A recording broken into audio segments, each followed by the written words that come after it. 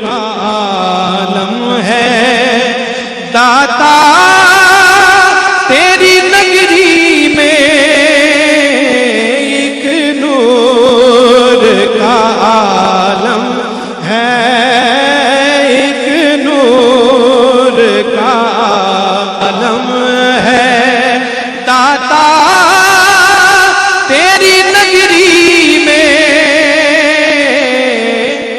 جلووں کی چھما چھم ہے جلووں کی چھما چھم ہے داتا تیری نگری میں ونصلی ونسلم علی سیدنا و مولانا محمد رسولہ النبی الامین المکین الحنین الکریم الرؤوف الرحیم اما بعد فاعوذ باللہ من الشیطان الرجیم بسم اللہ الرحمن الرحیم انی آنست نارا صدق اللہ مولانا العظیم۔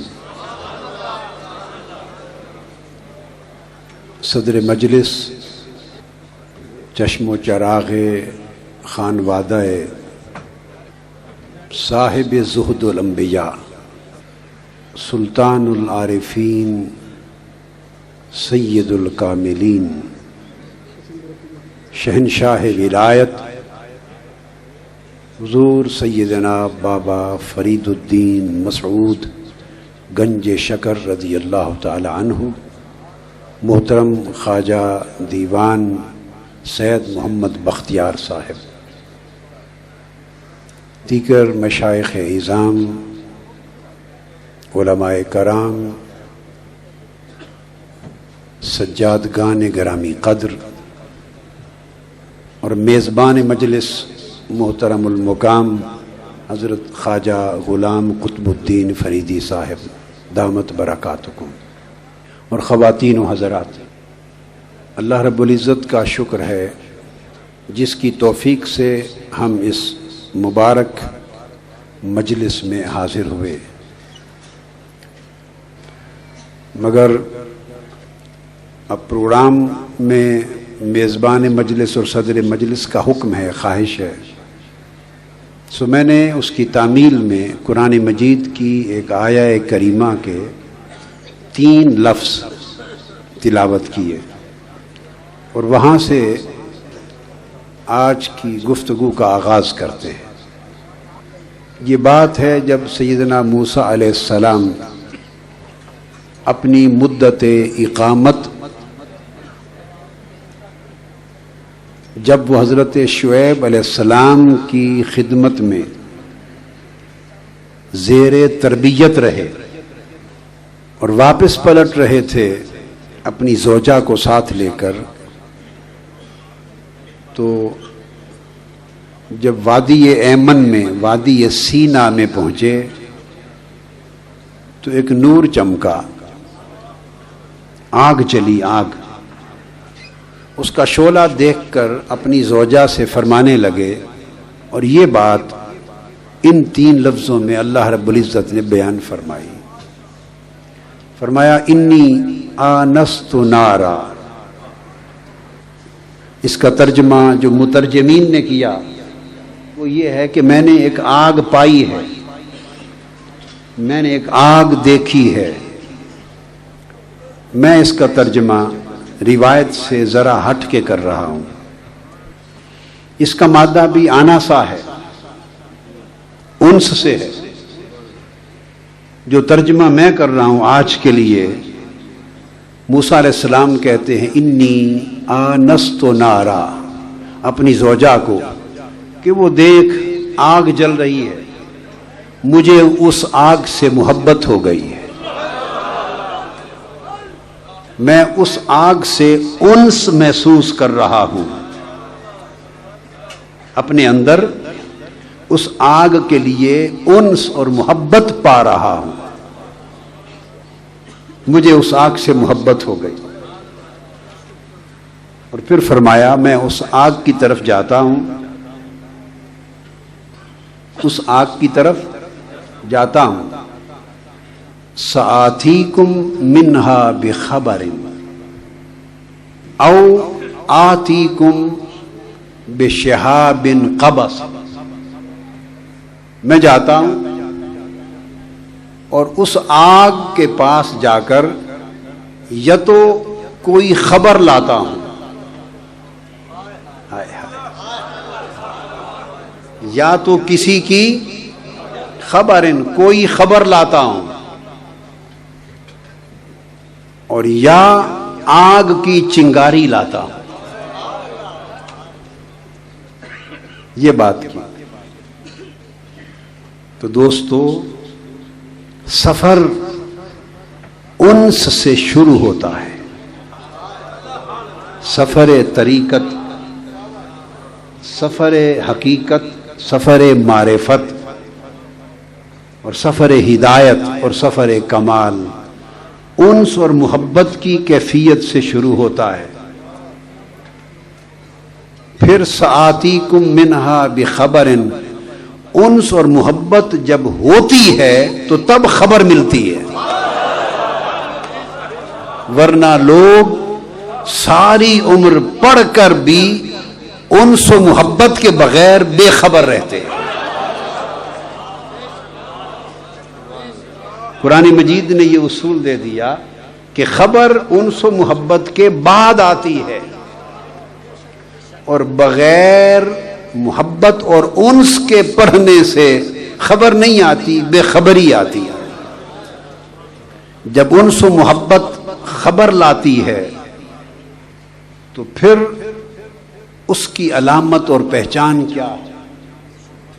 اس کی علامت اور پہچان یہ ہے کہ اس خبر سے جب یار کی خبر ملتی ہے تو اس خبر سے دل میں ایک چنگاری بھڑک اٹھتی ہے۔ جس کے دل میں چنگاری سلگے اور وہ اس کی روشنی محسوس کرے تو سمجھ لے کہ کچھ نہ کچھ خبر پا گیا، اور جس کا دل بجھا رہے اور اسے چنگاری اور اس کی تپش نہ ملے تو سمجھے بے خبر رہا۔ اس لیے خبر والے تپ اٹھتے ہیں، خبر والے جل اٹھتے ہیں، خبر والے بھڑک اٹھتے ہیں۔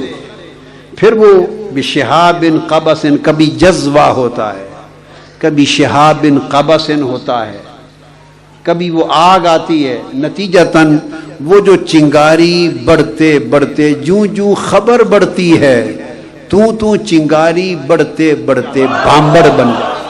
تین چیزیں،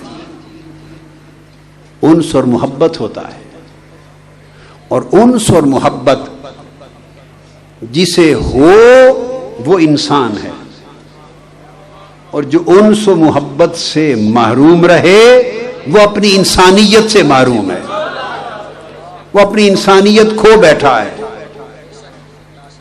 انسان کا لفظ کیا لفظ، اس میں بھی ایک لغت کے اصول سے اس کا جو الف ہے زائد ہے، اور یہ آناسا سے ہے۔ آناسا کا معنی ہے اس نے محبت کی، یہ الف زائد نہیں اس لغت میں، الف اصلی ہے۔ دوسری لغت کی روح سے الف زائد ہے، اس اعتبار سے انسان ناسیہ سے ہے، ناسیہ نسیان، اس کا مطلب ہے انسان کا معنی ہے جو بھول گیا، انسان کا معنی ہے وہ جو بھول گیا، اور آناسا کے مادہ سے انسان کا معنی ہے وہ جسے انس اور محبت ہو گئی۔ اہل لغت نے ان دو مادوں کو الگ کیا ہے اور جدا جدا بحثیں کی ہیں، مگر اہل محبت جدائی کے قائل نہیں ہوتے، وہ ملاپ کے قائل ہوتے ہیں۔ اہل محبت نے دونوں مادوں کو یکجا کر دیا۔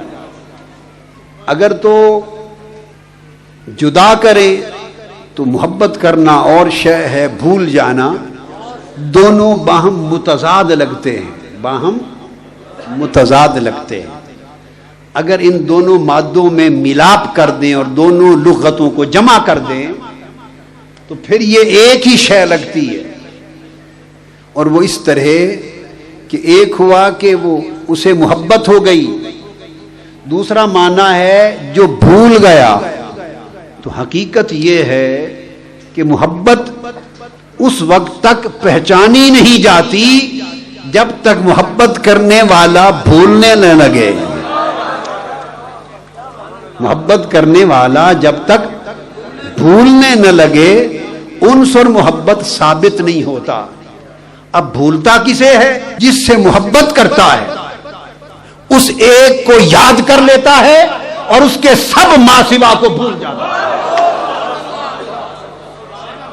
جس سے محبت کرتا ہے اس ایک کو یاد کر لیتا ہے اور اس کے سب ما سوا کو، اس کے ہر غیر کو، اس سے ہر دور لے جانے والے کو، اسے بھلا دینے والے کو، ہر شے جو اس سے دور کر دے، جو اس کا غیر ہے، اس کو بھول جاتا ہے۔ وَتَبَتَّلْ إِلَيْهِ تَبْتِيلًا وَاذْكُرِ اسْمَ رَبِّكَ، اس محبوب کا نام ایسے جپ، اس کا نام ایسے جپ، اس کے نام کو یوں یاد کر، وَتَبَتَّلْ إِلَيْهِ تَبْتِيلًا، کہ تیرا تبتل بھی ہو جائے، تیری تبدیل بھی ہو جائے، کہ تو ہر ایک سے کٹ کر اسی کا ہو جائے۔ تبتل تفعول سے بھی بیان کیا اور تبتیل باب تفعیل سے بھی بیان کیا۔ ایسا بہت کم ہوتا ہے کہ ایک ہی مادہ، ایک ہی لفظ دونوں ابواب کا جمع کر دیا جائے۔ کہا کہ اس کو ایسا یاد کر کہ اس کی یاد میں تیرا تبتل بھی ہو جائے اور تیری تبتیل بھی ہو جائے، یعنی اس کی یاد میں تو کٹ جائے، علیحدہ ہو جائے اور علیحدگی نتیجہ بھول جائے۔ تو تبتل میں بھی ایک بھولنا ہے اور تبدیل میں بھی ایک بھولنا ہے۔ تبتل میں بھی کسی سے کٹ جانا ہے، تبدیل میں بھی کسی سے کٹ جانا ہے، تبتل میں بھی کسی کو چھوڑ دینا ہے، تبدیل میں بھی کسی کو چھوڑ دینا ہے۔ فرمایا وَاذْكُرِ اسْمَ رَبِّكَ، اپنے محبوب کو یاد کر، اس کا نام جپ، اس کی یاد میں یوں کھو جا، اس کی یاد میں یوں گم ہو جا، اس کی یاد میں یوں فنا ہو جا کہ تیرا تبتل ہو جائے، یعنی اسے یوں یاد کر کہ اس کے سوا ساری دنیا سے تو خارج ہو جائے، ساری دنیا سے تو کٹ جائے۔ باری تعالیٰ ساری دنیا سے کٹ گیا تو تبتل ہو گیا۔ اب تبدیل پھر کیا ہے؟ فرمایا اسے یوں یاد کر کہ تبتل میں دنیا کو بھول جا اور تبدیل میں پھر خود کو بھول جا۔ محبوب کو یوں یاد کر کہ نہ دنیا یاد رہے نہ تو اپنے آپ کو یاد رہے، پہلے دنیا سے الگ ہو جا پھر خود اپنی ذات سے الگ ہو جا۔ تو اللہ پاک نے فرمایا کہ اس کو یوں یاد کر کہ تو ہر ایک سے الگ ہو جائے، اور ہر ایک سے الگ یوں ہو کہ پہلے تو خود کو دنیا سے الگ کر دے، پھر خود کو خود سے الگ کر دے۔ ذاکر جب خود کو دنیا سے الگ کر دے تو ذاکر ہمہ ذکر، پھر ذاکر ذکر ہو جاتا ہے۔ جب خود کو خود سے الگ کر دے تو مذکور شود، ذاکر ہمہ ذکر و ذکر مذکور شود۔ تو یہ وہ مقام ہے کہ جہاں انسان اس کی محبت تام اور کامل محبت کرتا ہے اس سے، تو پھر اس کے ہر ما سوا کو بھول جاتا ہے، اس کے ہر ما سوا کو بھول جاتا ہے۔ اس لیے اولیاء اللہ کا غیر اللہ اور ہوتا ہے اور ملاؤں کا غیر اللہ اور ہوتا ہے۔ ہائے ہائے ہائے، عاشقوں اور عارفوں کا غیر اللہ اور ہوتا ہے اور ملاؤں فتویٰ بازوں کا غیر اللہ اور ہوتا ہے وہ جن کو ملا لوگ جن کو غیر کہتے ہیں وہ ان کو اپنا کہتا ہے. وہ جن کو وہ غیر کہتے ہیں وہ انہیں اپنا کہتا ہے. اور عاشق لوگ غیر کا مطلب لیتے ہیں کہ ذاکر ہم ذکر و ذکر مذکور شود، کہ اس سے دور کرنے والا کچھ یاد نہ رہے اور کوئی نگاہ میں نہ رہے. تو بات یہ چلی تھی تو انہوں نے کہا کہ میں ایک آگ سے محبت ہو گئی ہے.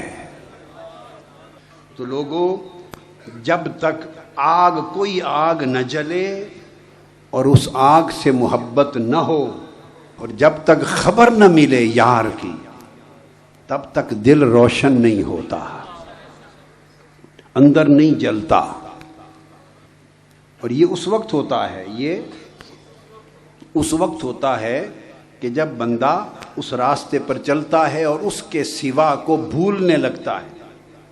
اگر بھولتا چلا جائے اس کے غیر کو، اسے چاہے اور اس کے غیر کو بھلا دے، جب یہ ہو جائے تو پھر اسے اپنی حضوری کی وادی میں لے لیا جاتا ہے، وادی یہ قربت میں لے لیا جاتا ہے.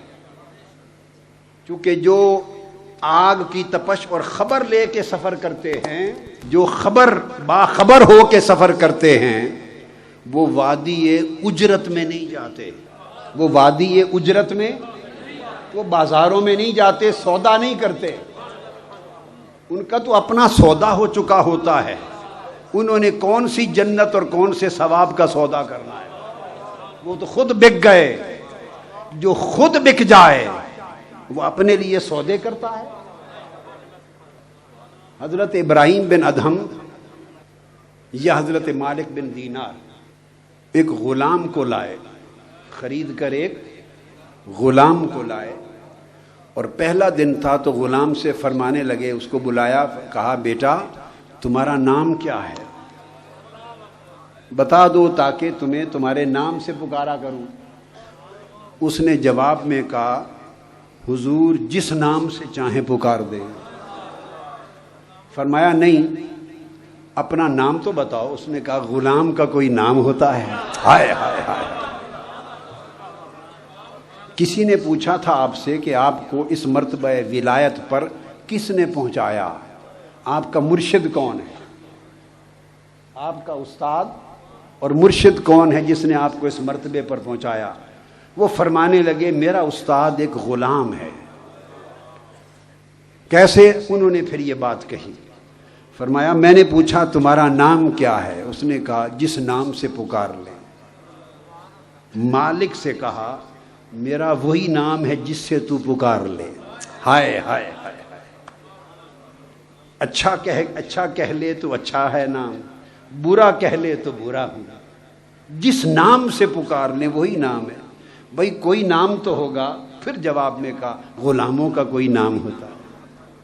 پھر پوچھا بتاؤ کھاتے کیا ہو تاکہ تمہاری پسند کا کھانا پکوا دیا کریں. عرض کیا حضور جو چاہیں کھلا دیں. غلام کی کوئی پسند ہوتی ہے؟ غلام جو ہوئے تو پھر پسند کیسی؟ پھر پوچھا کوئی اپنی خواہش بتا دو تاکہ اس کو پورا کر دیں. عرض کیا حضور کوئی خواہش نہیں. کیوں نہیں؟ غلام ہو گیا تو غلام کی کوئی خواہش ہوتی؟ ہم دراصل بندے کا جو رشتہ ہے اپنے مولا سے، اس رشتے کی نوعیت کو اور حقیقت کو نہیں سمجھے. بس سارے جھگڑے اسی کے ہیں. اگر وہ رشتہ ہو جائے، مگر ہونے سے پہلے رشتہ سمجھ میں آ جائے، سمجھ میں آئے تو رشتہ ہوتا ہے نا. تو اگر اس رشتے کی سمجھ آ جائے تو جھگڑے ختم ہو جاتے. تو وہ پہلے یہ اسی وقت ہوتا ہے کہ جب پہلے انس ہوتا ہے. یہ جھگڑے علم سے ختم نہیں ہوتے، یہ بات سمجھے. پہلے انی آنست و نارا، پہلے انس اور محبت ہے. پھر فرمایا سآتیکم منہا بخبر، پھر خبر آتی ہے. محبت اور انس ہو اور پھر خبر ملے تو ہدایت دیتی ہے. اور محبوب سے محبت کے بغیر بطریق علم خبر ملے تو گمراہی دیتی ہے. اولیاء صوفیاء بطریق عشق خبر دیتے ہیں. چنانچہ فرمایا کہ میں پھر چنگاری لاؤں گا. جب اس راستے پہ چلیں تو پھر آواز آئی. وادی قربت میں لے لیا. چونکہ محبت کرنے والے اجرت کے طالب نہیں ہوتے، وہ قربت کے طالب ہوتے. سو وادی قربت میں لے لیا اور قریب بلا کے پھر آواز دی.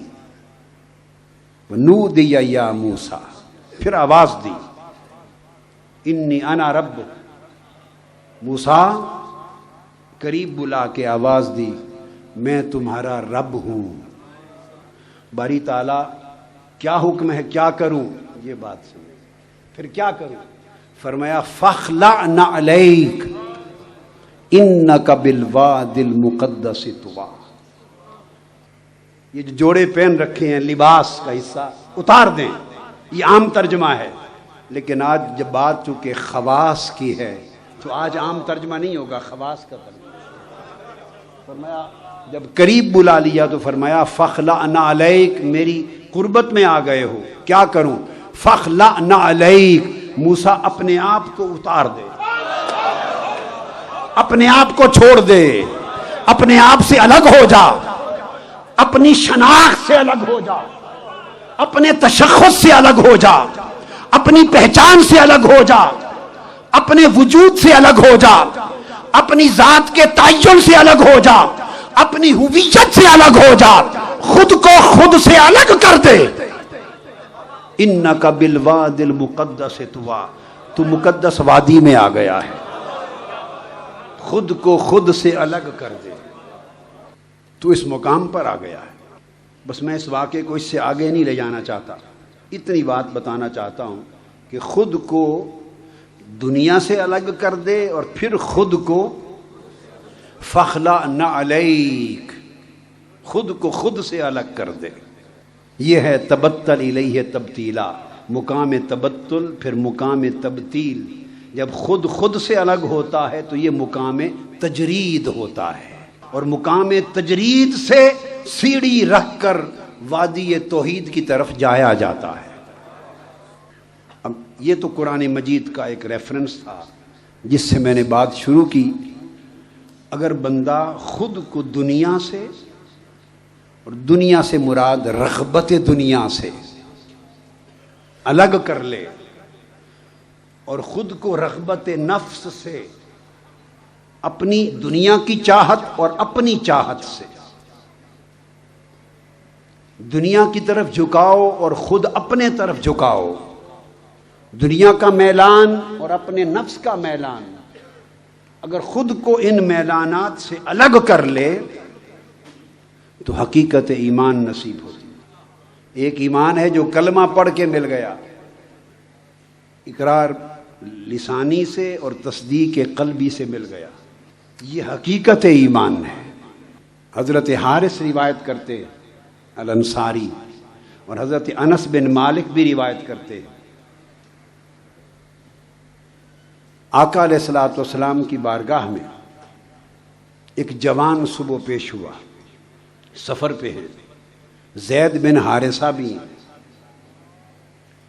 ایک جوان پیش ہوا آقا کے سامنے، آپ نے دیکھا انصاری جوان ہے.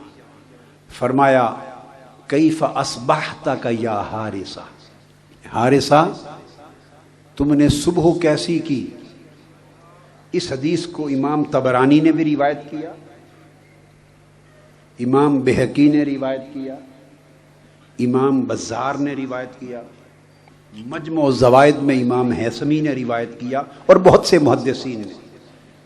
حضور داتا گنج بخش علی حجویری رضی اللہ تعالیٰ عنہ بھی کشف المحجوب میں حقیقت ایمان کے باب کی ابتدا اس حدیث کے بیان سے کرتے ہیں، اختصار سے.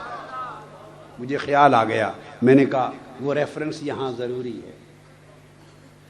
آقا علیہ السلام نے پوچھا کہ حارثہ تم نے صبح کیسی کی؟ اب جواب سنیے. انہوں نے یہاں سے، یہ تصوف کی بنیاد ہے، یہاں سے صوفیاء کا صوفیاء کی ایک بات میں نے بتا دی، تصوف کی بنیاد انی آنست نارا سے فخلع نعلی، یہ تصوف کا پورا سفر ہے،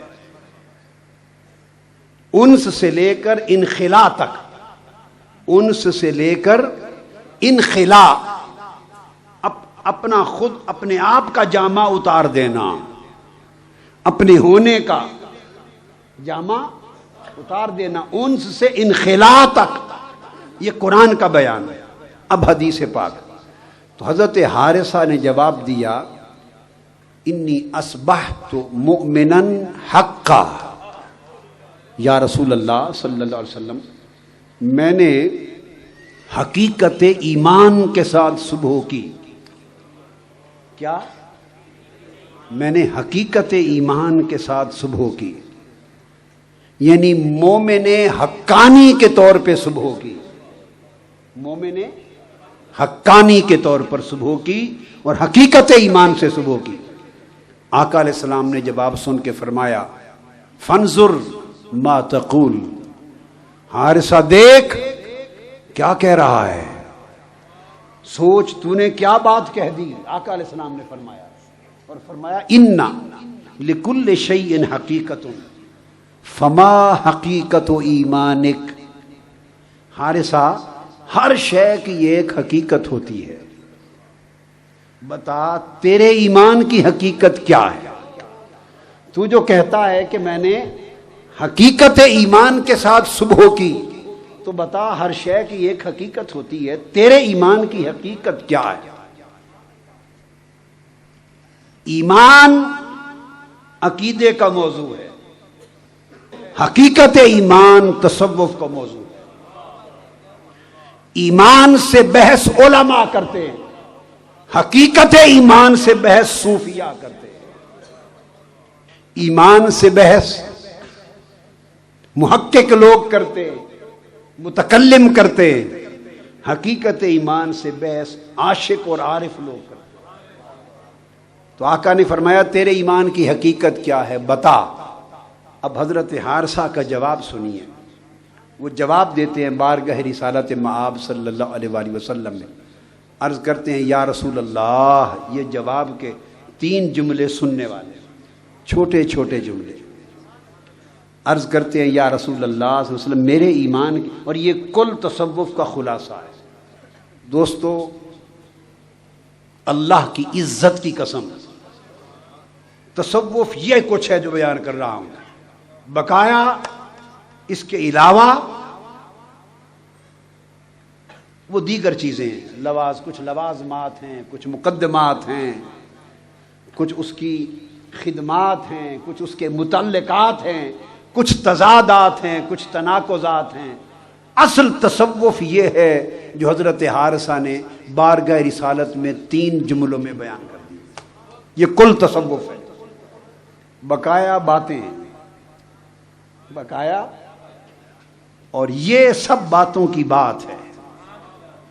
عرض کیا یا رسول اللہ حقیقت ایمان یہ ہے، ایک جملہ عزفت نفسی عن الدنیا، آقا حقیقت ایمان یہ ہے کہ میں نے خود کو دنیا سے الگ کر دیا ہے، اپنی جان کو دنیا سے نکال لیا ہے،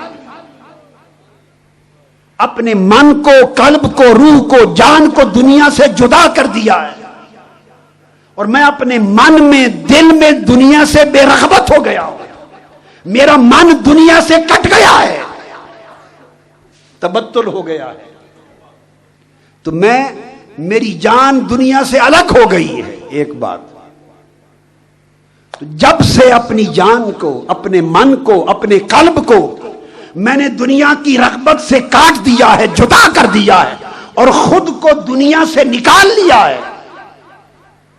یہ بات بڑی توجہ طلب ہے اس جملے میں، خود اپنی ذات اس کو دنیا سے نہیں نکالا۔ ہم دنیا میں رہ رہے ہیں نا، ہم دنیا میں رہ رہے ہیں تو فرائض بھی ادا ہو رہے ہیں، تو خود دنیا سے نہیں نکلا، دنیا کو خود سے نکال دیا ہے۔ یہ تصوف ہے کہ خود دنیا سے نہ نکلو، خود دنیا میں رہو پر دنیا خود میں نہ رہنے دو. یہ تصوف ہے کہ تم دنیا میں رہو, دنیا میں چلو, دنیا میں پھرو, کھاؤ پیو, شادی بیاہ, کاروبار, تجارت, حلال و حرام کا فرق, فرائض کی ادائیگی, سب کچھ سنت محمدی صلی اللہ علیہ وسلم کے مطابق دنیا میں رہو, کرو. خود دنیا میں رہو پر دنیا کو خود میں نہ رہنے دو. خود دنیا سے نہ نکلو, دنیا کو خود سے نکال دو. ازفت نفسی, یعنی میں نے دنیا کو من سے نکال دیا ہے. تو پھر کیا ہو گیا ہے اے حارثہ؟ تو عرض کیا یا رسول اللہ, جب سے دنیا کو اپنے من سے نکال دیا ہے تو تب سے اسحر تو لیلی و ازمعت نہاری. اگلا جملہ, آئے ہائے ہائے, تب سے راتوں کو بیدار رہتا ہوں اور دن کو پیاسا رہتا ہوں. ہائے ہائے, یہ تصوف ہے. کون سی پیاس؟ پانی کی پیاس؟ پانی کی پیاس نہیں, وہ تو پھر رات کو بھی ہو سکتی ہے. راتوں کو بیدار رہتا ہوں, دن کو پیاسا رہتا ہوں. پیاسا کس شے کے لیے؟ دن بھر پیاسا رہتا ہوں کہ پھر رات آئے. ہائے ہائے ہائے ہائے ہائے, رات کو بیدار رہتا ہوں اور دن کو رات کے لیے پیاسا رہتا ہوں. ہائے ہائے ہائے, رات کے لیے پیاسا رہتا ہوں اس لیے کہ رات کی بیداری میں جو کچھ پیتا ہوں, ہائے ہائے, جب رات کے اندھیرے چھا جاتے ہیں, جب ہر کوئی سو جاتا ہے تو میں اپنے پیا کے پاس ہوتا ہوں اور پیا کے پاس ہوتا ہوں, وہ مجھے پلاتا ہے. پیا مجھے سیراب کرتا ہے, پردے اٹھا دیے جاتے ہیں, مصلی پر سر میرا سجدے میں ہوتا ہے, قلب میرا محبوب کی تحریک پر ہوتا ہے. میرا محبوب مجھ سے کلام کرتا ہے, مجھے قریب کرتا ہے, پردے اٹھاتا ہے اور مجھ سے کہتا ہے بندے کیا چاہتا ہے. اس کی آواز سنتا ہوں, اس سے سرگوشی کرتا ہوں, اس سے کلام کرتا ہوں اور چشم قلب سے اس کے حسن کا دیدار کرتا ہوں. رات بھر اس کے شراب عشق کے جام پیتا ہوں. ساری رات جاگ کر سیرابی میں گزرتی ہے. جب دن چڑھ جاتا ہے, سب لوگ سو جاتے ہیں, تو میں محبوب کے پاس ہوتا ہوں. جب دن چڑھتا ہے, ہر کوئی جاگ پڑتا ہے, میں پیاسا ہو جاتا ہوں. اور شام کے سائے ڈھلنے تک دن بھر پھر پیاسا رہتا ہوں کہ وہی رات پھر آئے اور محبوب پلائے. ہائے ہائے ہائے, لوگوں سنو, اللہ والوں کی رات ملاقات ہوتی ہے اور ان کی مناجات اس کی بارگاہ میں لاڈ ہوتے ہیں. اس کی پیاس رہتی ہے, دن بھر پیاسا رہتا ہوں. تیسرا جملہ فرمایا وَكَأَنِّي أَنظُرُ عَرْشَ رَبِّي بَارِزًا. اور جب یہ حالت ہو گئی ہے تو تب سے گویا عرش الہی کو بے نقاب اپنی آنکھوں کے سامنے دیکھتا. جب انہوں نے پورا مضمون بیان کر لیا تو آقا علیہ السلام نے فرمایا یا حارثہ عرفت فلزم او قال فلزم. فرمایا حارثہ عرفت, تو پہچان گیا. ہائے ہائے ہائے, تو راز کو پہچان گیا. اور اس کا سادہ ترجمہ ہو گیا حارثہ تو عارف ہو گیا, تو اب عارف ہو گیا, مومن سے عارف بن گیا. اب اسی حال کو تھام لینا کہ گویا عرش الہی بے نقاب دیکھتا ہوں. اس حال کو تھام لینا, تھامے رکھنا. حدیث کا جو آج کے لیے مضمون تھا وہ تو مکمل ہو گیا, لیکن ایسے خیال آیا کہ چلو اب میں بیان کر رہا ہوں تو اس حدیث کا ایک حصہ اور ہے، وہ دوسری کتب میں آیا ہے، ایمان افروز ہے، وہ بھی سن لیں جب یہ کیفیت ہو جائے۔ مگر یہ کیفیت ہماری مائیں بہنیں بیٹھی ہیں، ماؤں کو بھی ایسا ہونا پڑتا ہے۔ جب حارثہ کی یہ کیفیت ہوئی تو اس کیفیت تک پہنچانے میں ماں کے دودھ کا بھی دخل ہوتا ہے۔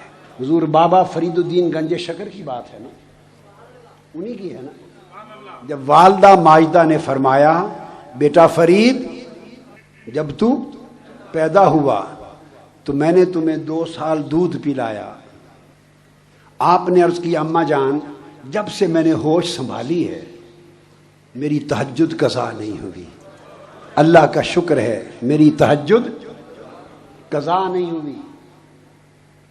والدہ نے کہا بیٹا فرید اس میں تیرا کمال نہیں میرے دودھ کا کمال ہے، خدا کی قسم میں نے جتنی مدت تمہیں دودھ پلایا کبھی بے وضو دودھ نہیں پلایا تھا۔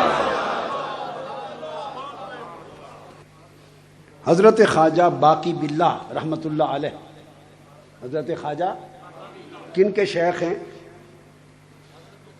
حضرت مجدد الفسانی قدس سر العزیز کے شیخ، انہوں نے فرمایا مقام فنا اور بقا پر بات کی کہ فنا کیا ہے اور بقا کیا ہے۔ کسی مرید نے، طالب علم نے سوال کیا حضور ذرا فنا اور بقا مزید سمجھا دیں۔ فرمایا جو میرا جنازہ پڑھانے آئے گا اس سے پوچھ لینا۔ جب آپ کا وصال ہو گیا تو آپ نے وصال سے پہلے وصیت فرما دی میرا جنازہ وہ پڑھائے جس کی پوری عمر تہجد قضا نہ ہوئی، جو بات حضور بابا صاحب نے کہی۔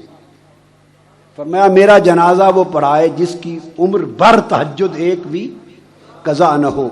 سب صلحاء اولیاء علماء قطاروں میں سر جھکا کے کھڑے تھے۔ جب یہ وصیت بتائی گئی تو جنازے کے لیے آگے بڑھنے کی جرت کسی نے نہ کی۔ اتنے میں نقاب پوش ایک بزرگ آگے بڑھے، نقاب پوش، انہوں نے جنازہ پڑھایا، اور جنازہ پڑھا کے جب جانے لگے وہ مرید پہلی صف میں اسی دھیان میں تھا، اس نے دوڑ کر دامن پکڑ لیا کہ حضرت خواجہ باقی باللہ رحمۃ اللہ علیہ نے فرمایا تھا جو میرا جنازہ پڑھائے گا اس سے فنا اور بقا کا مسئلہ پوچھ لینا، جاتے جاتے یہ تو بتا جائیں کہ فنا کیا ہے اور بقا کیا ہے۔ جب اس نے سوال کیا تو آپ نے چہرے سے نقاب پلٹ دیا، نقاب پلٹا تو خواجہ باقی باللہ خود تھے۔ اس نے پوچھا حضور یہ کیا ہے؟ فرمایا وہ جو لیٹا ہے وہ فنا ہے، یہ جو پڑھا کے جا رہا ہے یہ بقا ہے۔ فقا فنا تو اس خود پہ وارد ہونی تھی جس کو تبدل کی چھری سے ذبح کر دیا، جس کو تبدیل کی چھری سے ذبح کر دیا، جس کا انخلا کر دیا، جس سے جدا ہو گئے، جس کو الگ ہو گئے۔ فنا تو اس ذات پر وارد ہونی تھی جس کو زندگی میں الگ کر دیا، تو جس پر فنا تھی وہ تو الگ ہو گئی، وہ تو رہی نہیں۔ اب جب فنا کے تشخص کو مٹا دیا اب وہ لوگ صاحب بقا ہو جاتے ہیں۔ جب صاحب بقا ہوتے ہیں تو ان کی ہر ادا کو بقا ہوتی ہے، اس لیے وہ وصال کے بعد ہر ایک کی بات بھول جاتی ہے، ان کے ذکر کو بھی بقا ہوتی ہے۔ یہ جو آپ حضرت خواجہ محمد یار فریدی کا سیمینار عرس کر رہے ہیں یہ ان کے ذکر کی بقا ہے۔ یہ جو بابا فرید ہو رہا ہے یہ ان کے ذکر کی بقا ہے۔ یہ حضور داتا گنج بخش جو ہو رہا ہے، گنج بخش، یہ ان کے ذکر کی بقا ہے۔ اور ایک بات میں بڑی خاص بتا دوں، سادہ ہے مگر بڑی علمی پتے کی بات ہے۔ ذکر کا کوئی وجود نہیں ہوتا مذکور کے بغیر۔ ذکر تبھی ہوگا اگر کوئی مذکور ہوگا۔ بھائی یہ بوتل ہے، اس کی تعریف کرنے لگے تو بنتی ہے کہ یہ بوتل ہے، اگر یہ ہو ہی نہیں تو آپ اس کی تعریف کر سکتے ہیں کہ ایسی ہے ایسی ہے ایسی ہے۔ اگر یہ ختم ہو گئی ہو ہی نہیں، تو اس کا ذکر ہوگا، تو جس کا ذکر ہوگا تو ذکر ہوتا ہی تب ہے جب مذکور موجود ہوتا ہے۔ تو یہ جو داتا گنج بخش کا، بابا فرید کا، خواجہ محمد یار کا یہ جو ذکر ہو رہا ہے تو وہ مذکور ہے۔ ارے یہ کیسے ممکن ہے کہ ذکر کو بقا ہو اور مذکور فنا ہو؟ یہ کیسے ممکن ہے کہ ذکر کو بقا ہو اور مذکور فنا ہو؟ اس پر قرآن کی نص دیتا ہوں، قرآن کی نص۔ سورہ والتین تو ہر ایک کو آتی ہے کہ نہیں؟ سادہ جگہ بتاتا ہوں تاکہ ہر کوئی یاد کر سکے۔ والتین والزیتون ہر ایک کو آتی ہے نا؟ پڑھیے لقد خلقنا الانسان فی احسن تقویم، پھر آگے ثم، یہاں اوپر انسان کو اعلیٰ شکل میں بنانے کا ذکر ہے، ثم رددناہ اسفل سافلین، پھر اس سے نیچے اس گھٹیا دنیا میں اتار دینے کا ذکر ہے۔ اعلیٰ بنایا اور گھٹیا ماحول میں رکھ دیا۔ پھر الا الذین آمنوا، فرمایا گھٹیوں میں رکھا، پر ہر کوئی گھٹیا نہ بنا۔ گھٹیا ماحول اور گرد و پیش میں رکھا، مگر ہر کوئی گھٹیوں میں رہ کر بھی گھٹیا نہ بنا۔ الا الذین آمنوا، گھٹیا ماحول میں رہے مگر کچھ لوگ مستثنا ہو گئے، وہ جو ایمان کی حقیقت کو پا گئے، وہ جو ایمان کی حقیقت کو پا گئے، آصفت نفسی کے مقام پہ آ گئے، وسحرت لیلی پر آ گئے، عظمت نہاری پر آ گئے۔ وہ رہے تو اس دنیا میں مگر خود کو دنیا سے کاٹ کے رکھا اور دنیا کو خود سے نکل کے رکھا۔ وہ فرش پر رہے پر عرشی رہے۔ الا الذین آمنوا، پھر وہ لوگ فرمایا مستثنا ہوئے جو ایمان کی منزلوں پر فائز ہو گئے، وہ لوگ جو نیچے اترے، جب آئے تھے تو احسن تھے، احسن تقویم، بنائے گئے تھے تو احسن تھے۔ اس بشری خواہشات، نفسانی شہوات اور اس دنیا کی زینتوں میں الجھائے گئے تو اسفل ہو گئے۔ کیا ہو گئے؟ اسفل سافلین، بنائے گئے تو احسن تھے، الجھائے گئے، کیا الجھائے گئے تو اسفل صاف ہو گئے، اسفل ہو گئے۔ اب اسفلوں میں سے جب بچائے گئے، بچائے گئے تو مومن ہو گئے۔ آپ کو سمجھ آ رہی بات؟ بنائے گئے تو احسن تھے، دنیا کی لذتوں میں الجھائے گئے تو اسفل ہوئے، اسفل۔ اور اسفلوں میں سے جو بچائے گئے وہ خواجہ محمد یار ہو، وہ خواجہ غلام فرید ہو، وہ حضور بابا فرید الدین گنج شکر ہو، سلطان الہند شہنشاہ اجمیر ہو، حضور داتا گنج بخش ہو، فیض عالم سرکار غوث العظم شہنشاہ اولیاء ہو، جو بچائے گئے مومن ہو گئے۔ کیا؟ مومن ہو گئے۔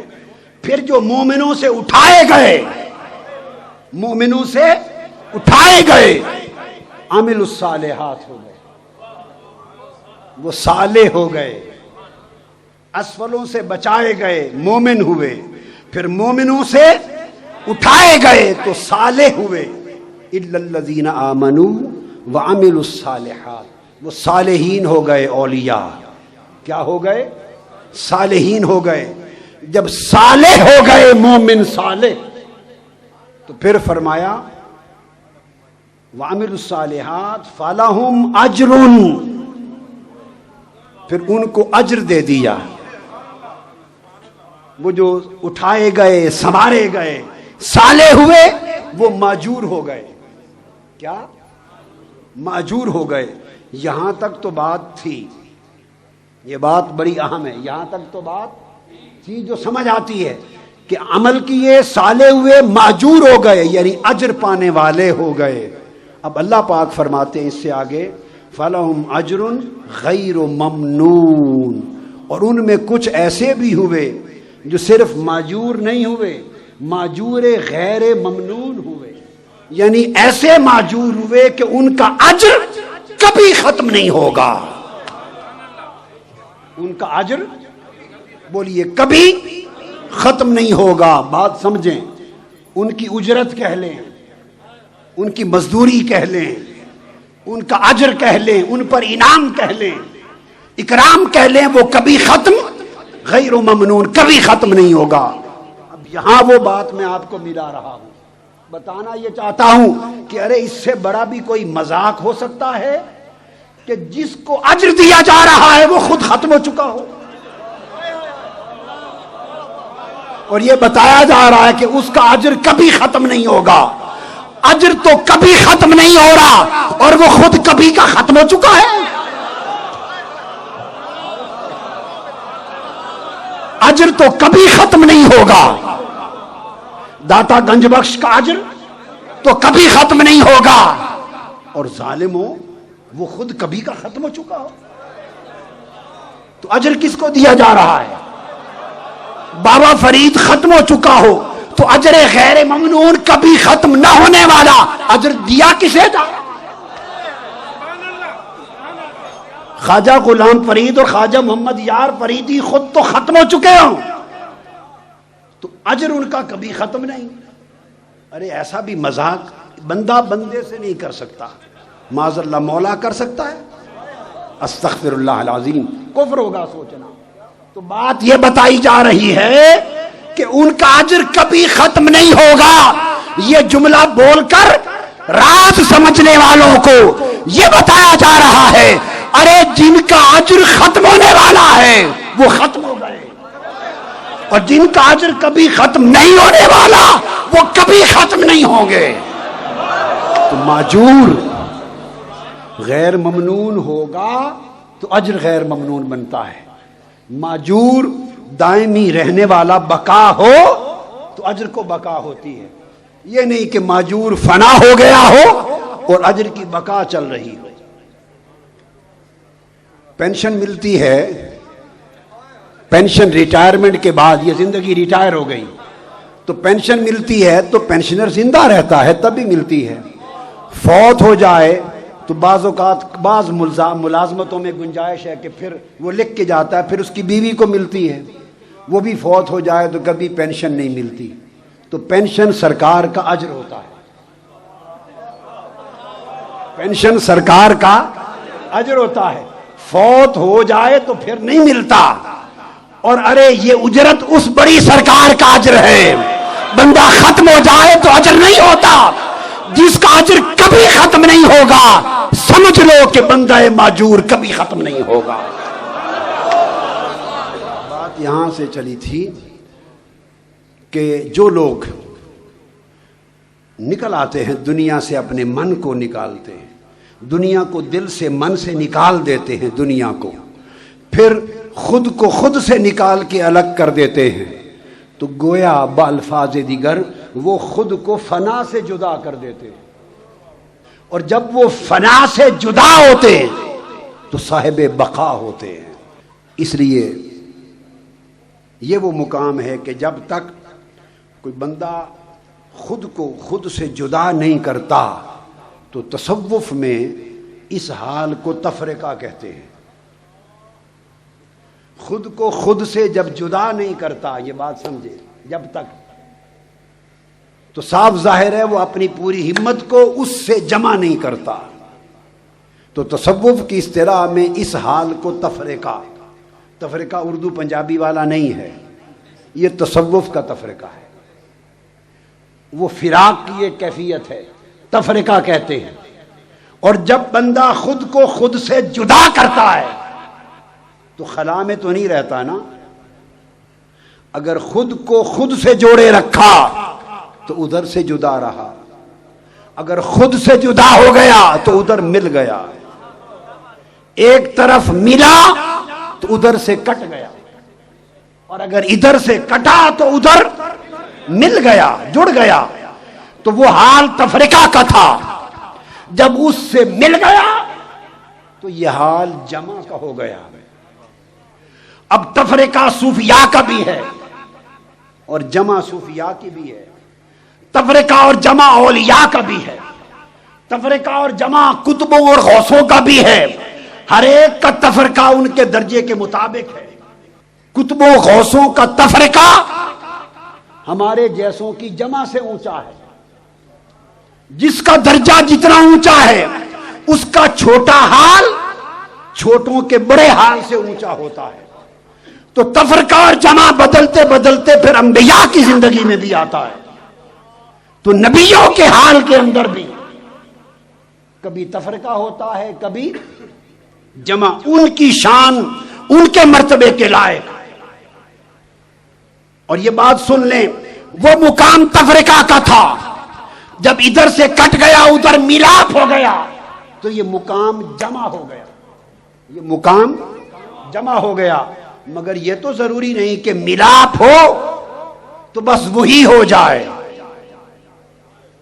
ملاپ ہو اور بس وہی ہو جائے، نہیں، وہ مقام جمع الجمع ہوتا ہے کہ جب اس سے ملتا ہے تو پھر خود کو بھی نہیں رہتا، خود نہیں رہتا، خود میں نہیں رہتا، خود سے دور ہوتا ہے، خود سے الگ ہوتا ہے۔ قرآن مجید میں سیدنا داؤد علیہ السلام کے لیے فرمایا، حضرت داؤد علیہ السلام نے جنگ میں طالوت کو قتل کیا، مارا۔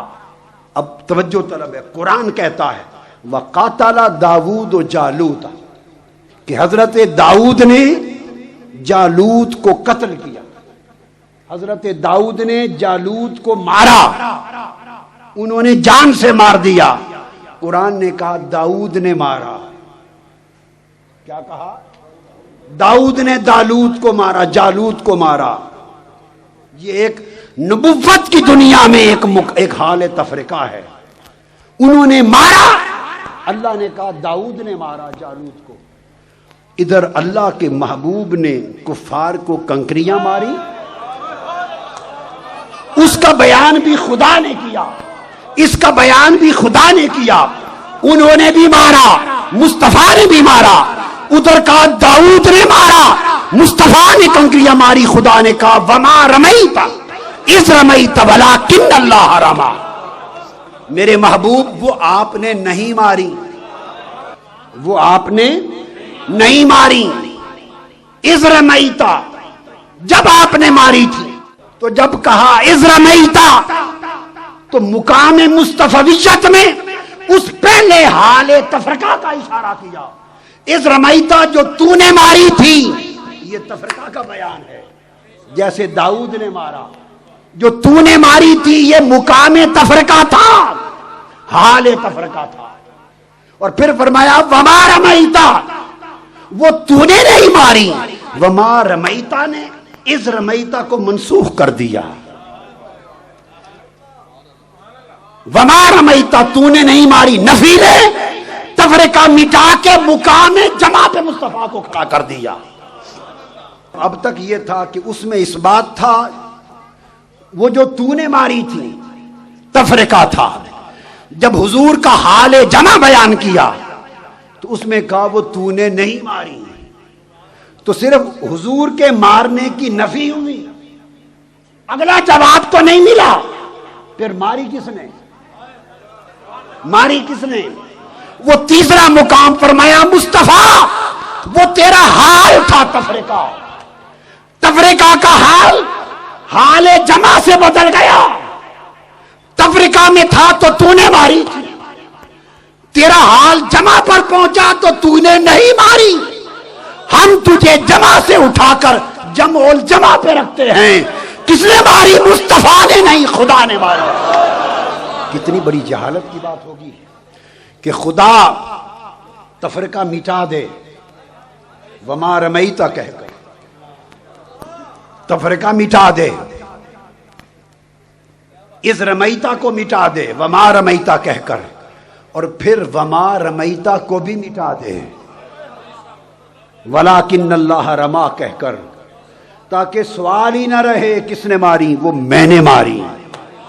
تو خدا تفرقہ بھی مٹا دے، جمع بھی مٹا دے، اور جمع الجمع پر مصطفیٰ کو خود سے یوں جدا کرے کہ خود مصطفیٰ کی جگہ خود آ جائے، خود آ جائے۔ محمد محمد کرندے گزر گئی، محمد محمد کرندے گزر گئی، محمد محمد کرندے گزر گئی، عہد نال آمد ملندے گزر گئی، عہد نال آمد ملندے گزر گئی، عہد نال ملندے گزر گئی۔ یہ مثال سمجھے آپ؟ پھر یہ تفرقہ جمع اور جمع الجمع، خود سے جدا ہونا۔ پھر فرمایا ان الذین، میں قرآن سے سب شہادتیں دے رہا ہوں، ان الذین یبایعونک، قرآن ہے، جو لوگ میرے حبیب آپ کے ہاتھ پر بیعت کرتے ہیں۔ کس کا اس بات ہے؟ آپ کے ہاتھ پر بیعت کرتے ہیں۔ مقام تفرقاتی کی مغالطہ نہ رہے، میرے محبوب جو آپ کے ہاتھ پر بیعت کرتے ہیں وہ کیا کرتے ہیں؟ انما یبایعون اللہ، وہ اللہ کے ہاتھ پر بیعت کرتے ہیں، وہ اللہ کے ہاتھ پر، وہ اللہ سے بیعت کرتے ہیں۔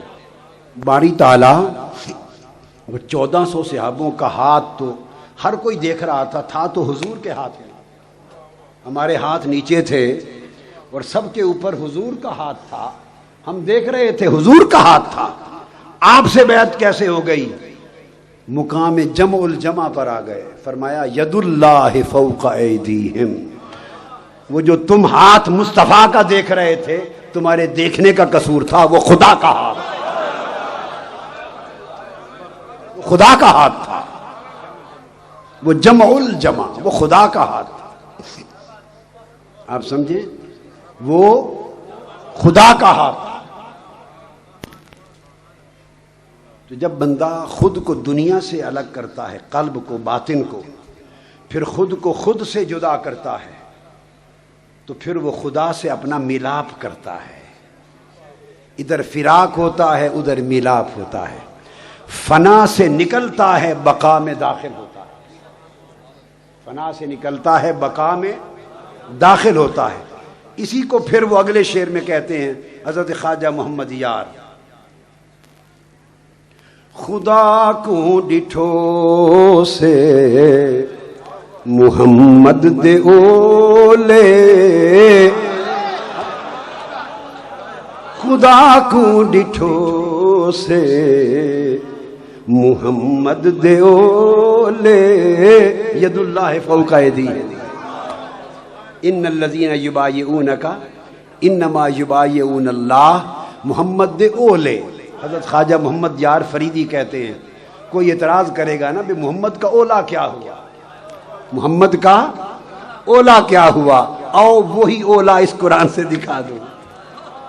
وہ اولا ید اللہ فوق ایدیہم کے اندر خدا کو ڈٹھو سے محمد دے اولے، تو خدا کی تو سمجھ آ گئی، ہائے ہائے، خدا کی تو سمجھ آ گئی، محمد دے اولے۔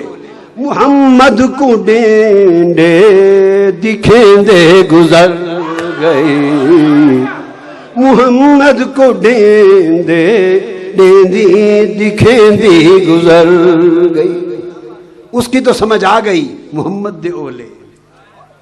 یہ تو سمجھ آ گئی کہ وہ اس کے پردے میں چھپا ہے، پھر محمد کہاں چھپا ہے؟ اس نے خود کو باطن رکھا، بطون میں رکھا، اور محمد دے اولے میں ظاہر کر دیا۔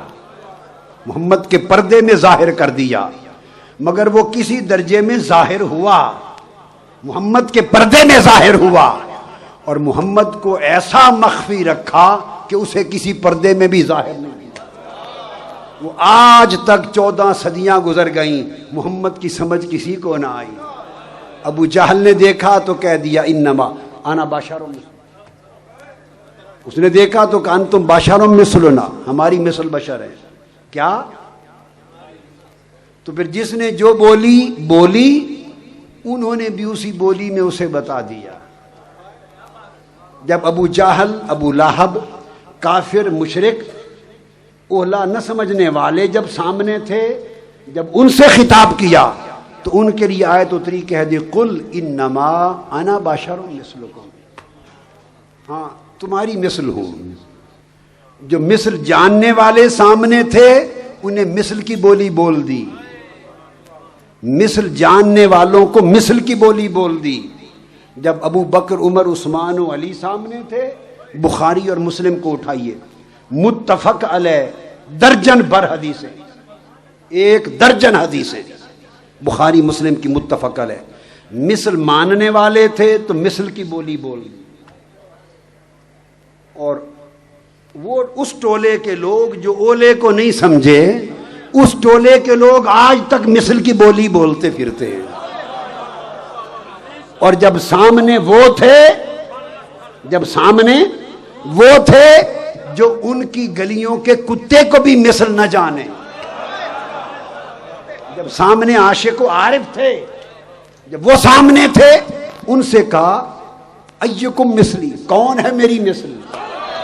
لست مثلکم، میں تمہاری مثل نہیں ہوں، لست کہیاتکم، میں تم میں سے کسی کی مثل پر نہیں ہوں، ابھی تو عند ربی یطعمنی ویسقینی، میں تو رات رب کے ہاں گزارتا ہوں۔ مثل والوں کو مثل کہہ دیا، اور عدم مثل والوں کو عدم مثل کہہ دیا، مگر اصل بات اولے میں رہی، نہ انہیں کھولی نہ انہیں کھولی۔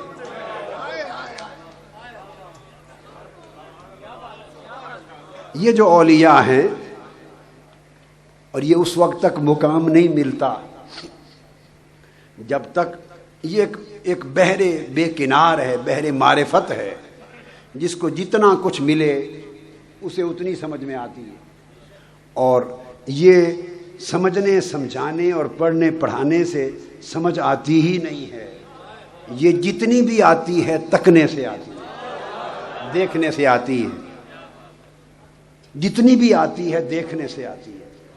آپ نے ساری زندگی اگر کیلا نہ کھایا ہو، پیدا ہوئے اور آج کے دن تک کیلا نہ کھایا ہو، اور میں بیٹھ جاؤں ساری رات آپ کو کیلے کا ذائقہ سمجھاتا رہوں، ایمان سے کہیے پوری عمر بھی لگا دوں تو کیلے کا ذائقہ سمجھا سکتا ہوں؟ آپ نے عمر بھر چکھا ہی نہیں، کیا سمجھاؤں گا؟ بالآخر تھک ہار کے میں یہ کہوں گا بھائی یہ سمجھنے سے نہیں چکھنے سے ہے، اگر ذائقہ جاننا ہے تو تھوڑا سا چکھ لو۔ تو چکھنے کی چیز سمجھائی نہیں جاتی۔ مادرزاد نابینا ہو کیا، اور اس کو بیٹھ جاؤں کہ یہ سرخ رنگ ہے گلاب کا، یہ سبز پتیاں ہیں، یہ نیلا ہے، یہ پیلا ہے، اس کو سرخ، سبز، نیلا، پیلا سمجھاؤ، ساری زندگی دلائل دیتے رہو، جس نے ماں کے پیٹ سے پیدا ہو کر رنگ دیکھا ہی نہیں، وہ رنگ سمجھے گا کیا؟ سمجھانے سے سمجھ نہیں سکتا۔ ارے جو چیز محسوس نہیں ہے وہ معقول نہیں ہوتی، جو محسوس یعنی حواس میں نہ آئے، دیکھی نہ جائے، چکھی نہ جائے، سنی نہ جائے، چھوئی نہ جائے، وہ سمجھی نہیں جاتی۔ محسوس ہو تو معقول ہوتی ہے، یعنی پرسیو ہو تو کنسیو ہوتی ہے۔ کنسیپشن پرسیپشن کے بغیر نہیں ہوتا۔ اگر آپ کا جو قوت شامہ ہے، حس، پیدائش سے آپ کے ناک میں حس ہی نہیں ہے سونگھنے کی سرے سے، تو آپ کو ٹوائلٹ میں بٹھا دے یا گلاب کے پھولوں کی کیاری میں بٹھا دے، کو فرق سمجھ میں آئے گا؟ اس کی حس نہیں ہے، اسے کیا پتا خوشبو کیا ہے بدبو کیا ہے. تو ارے جو چیز سونگنے سے آتی ہے وہ بیان کرنے سے نہیں آتی. یہی وجہ ہے کہ جب آخری بات کی طرف آتا ہوں پھر وہ شعر حضرت خواجہ محمد یار فریدی کی بات بتاؤں گا. زلیخا پہ تہمت لگ گئی کہ یہ خریدے ہوئے لڑکے پر عاشق ہو گئی. ایک بشر پہ خریدے ہوئے لڑکے پہ عاشق ہو گئی، تہمت لگ گئی. تو زلیخا پریشان تھی کہ اب میں اس تہمت کو رد کیسے کروں. کسی عاشق اور فقیر سے اس نے نصیحت لے لی. لگتا ہے میں کیا کروں، جدھر جس گلی میں جاتی ہوں انگلیاں اٹھتی ہیں، تہمتیں لگتی ہیں، تانے ہوتے ہیں کہ لڑکے پہ عاشق ہو گئی، کیا کروں. کسی عاشق نے، فقیر نے اسے سمجھا دیا کہ یہ تمہارے سمجھانے سے زنان مصر سمجھیں گی نہیں. سمجھانے سے ان چکروں میں نہ پڑو، دلائل میں نہ پڑو، بحثوں اور مباحثوں میں نہ پڑو، مناظروں میں نہ پڑو. سو عمر بھر جو مناظرے کرتے ہیں اس لیے کرتے ہیں کہ جانتے نہیں، جانتے نہیں. تو اس نے کہا کسی نے کہ تم سمجھا نہیں سکتی. اس نے کہا کیا کروں. اس نے کہا ایک ہی راستہ ہے، جو تو نے دیکھا ہے تھوڑا سا انہیں بھی دکھا دے. بس جو تو نے دیکھا ہے اور دیوانی ہوئی ہے تھوڑا سا ان کو بھی دکھا دے. زلیخا کی سمجھ میں آ گئی. آگے آپ واقعہ جانتے ہیں. اہتمام کر لیا، پھل چھریاں ہاتھوں میں دے دی، عرض کیا نقاب پلٹ کے آئیں اور درخواست کی جب زنان مصر کے سامنے سے گزریں تو نقاب اٹھا دیں. زنان مصر کے سامنے سے گزرے، ایک لمحے کے لیے نقاب پلٹا. جب تک دیکھا نہ تھا تو تانا زنی کرتی تھی، جب تک دیکھا نہ تھا تانے دیتی تھی. جب ایک لمحہ نقاب پلٹا، دیکھا، چھریاں چل گئی، پھل گر گئے، انگلیاں کٹ گئی، خون بہ گیا اور بے ہوش ہو کر کہنے لگی ہاشا للہ ما ھذا بشرا، خدا کی قسم یہ تو کوئی بشر نہیں. تو جب تک دیکھا نہ تھا تب تک تانے تھے، جب دیکھ لیا تو زبانیں بند ہو گئیں، زبانیں بند ہو گئیں. اگر خاموش رہوں میں تو ہی ہے سب کچھ، جو کچھ کہا تو تیرا حسن ہو گیا محدود. عالم اور عارف وہ ہوتا ہے کہ جب خبر علم اور معرفت کے سمندروں میں پہنچتا ہے اور غوطے لگا کے نکلتا ہے علم کے، تو اس سے پوچھتے ہیں کہ کیا ہے، وہ کہتا ہے علم یہ ہے کہ کچھ علم نہیں، خبر یہ ہے کہ کچھ خبر نہیں، یہ معلوم ہوا ہے کہ مجھے معلوم نہیں. بس اتنی سی بات ہے. جو جاننے کا ڈنڈورا پیٹے سمجھو نہیں جانتا، جو جان لیتا ہے وہ شور نہیں، وہ ڈنڈورا نہیں پیٹتا. یہ لوگ جو جھگڑتے ہیں، سب جھگڑے، مناظرے، فرقے، مسلک، اختلاف سب اس وجہ سے ہیں کہ یار کو دیکھا نہیں. جو دیکھ لیتے ہیں وہ جھگڑتے نہیں. پھر وہ کہتے ہیں جیسے حضرت خواجہ محمد یار نے کہا، کنارے یار سے نکلا نہیں محمد یار. کنارے یار سے نکلا نہیں محمد یار. کنارے یار سے نکلا نہیں محمد یار. تو دوستو، جب تک کنارے یار سے ہم کنار نہ ہو یار کی خبر نہیں ہوتی. حضرت محمد یار فریدی رحمۃ اللہ علیہ کو ہم نے دیکھا نہیں، ان کے عشق کے تذکرے اور یار کی نسبت میں فنائیت کے تذکرے پڑھے، سنے ہیں، اور لگتا ہے کہ یہ انہی لوگوں میں سے ہیں جو واقعتاً کنارے یار سے ہم کنار ہیں. یار کے ہاتھوں سے پینے والے لوگ ہوتے ہیں، جن کو یار پلاتا ہے انہی کو سمجھ آتی ہے، انہی کو سمجھ آتی ہے۔ اللہ رب العزت ہمیں ایسے اولیاء، صلحاء، عاشقوں اور عارفوں کی نسبت، ان کی سنگت اور ان کے تعلق میں رکھے، اسی میں مارے، اور قیامت کے دن ان کو ہم سب کا شفاعت کرنے والا بنا دے۔ وما علیہ نور کا عالم ہے